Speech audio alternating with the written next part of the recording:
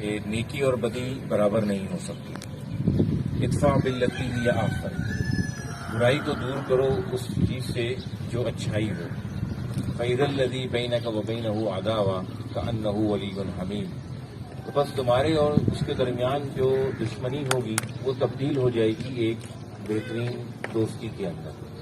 وما یلقاها الا الذین صبروا وما یلقاها الا ذو حظ عظیم، مگر یہ صرف ان لوگوں کو حاصل ہوتا ہے کہ جو خوب صبر کرنے والے ہوں، اور ان کو حاصل ہوتا ہے جو بڑے ذرف والے ہوں. تو یہ اللہ تعالیٰ نے ہمیں ایک نسخہ دیا ہے، ہمیں ایک ٹیکنیک بتائی ہے کہ ہم دشمن کو کس طریقے سے دوست بنا سکتے ہیں.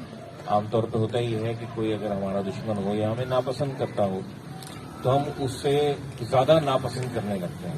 وہ اگر ہم پہ کوئی غصہ کرے تو ہم کہتے ہیں کہ بھئی کیا کہتے ہیں، ہمیں تو اس کا جواب دینا چاہیے. ہم زیادہ غصہ اس پہ کرنے لگتے ہیں.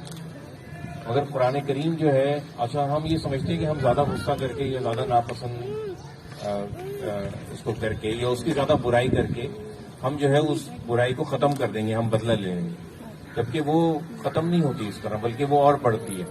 تو وہ سوچے گا کہ مجھے اب اس کا جواب جو ہے نا وہ اور زیادہ جو ہے وہ دینا ہے.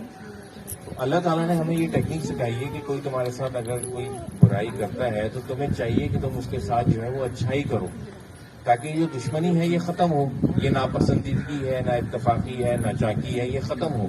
نقصان کرے تو اس کا کوئی نقصان نہیں کر رہے ہوتے. تو یہی ہم انٹرفیتھ میں ہم یہ کہتے ہیں کہ جس کا جو بھی مذہب ہے، جو بھی مسلک ہے، چاہے وہ ایک خدا کو مانتا ہے، چاہے کئی خداؤں کو مانتا ہے، یا اس کا اپنا ذاتی مسئلہ، یا ایون خدا کو نہیں مانتا، تو اگر جو دور ہے خدا سے یا آپ کے نظریے سے، تو اس سے تو زیادہ محبت سے پیش آنا چاہیے کہ وہ آپ سے سوالات کرے اور آپ سے پوچھے کہ بھئی آخر کیا وجہ ہے کہ آپ اس نظریے پہ کس طریقے سے پہنچے. تو یہی تعلیم ہم پورے پاکستان میں دیتے ہیں، پوری دنیا میں دیتے ہیں کہ ایک دوسرے کو جو ہے نا وہ جیسے نغمہ باجی نے کہا کہ برداشت نہ کریں بلکہ قبول کریں. جو جیسا ہے ویسا قبول کریں. کوئی غصے والا ہے، کوئی کسی اور مسئلہ ہے، اس کو قبول کریں. ہاں بھائی ہے، اس کا معاملہ ہے، میرا اپنا معاملہ ہے. اس نے اپنی قبر میں جانا ہے، میں نے اپنی قبر میں جانا ہے. میری قبر میں اس کے بارے میں سوال نہیں ہوگا، اس کی قبر میں مجھ سے بارے میں سوال نہیں. تو دوسرے کے بارے میں زیادہ فکر مند بھی نہیں رہنا چاہیے، اپنی فکر جو ہے وہ زیادہ کرنی چاہیے. ٹائم نہیں ہے ورنہ کچھ اور باتیں ذہن میں آ رہی تھی، انشاءاللہ اگلی نشست میں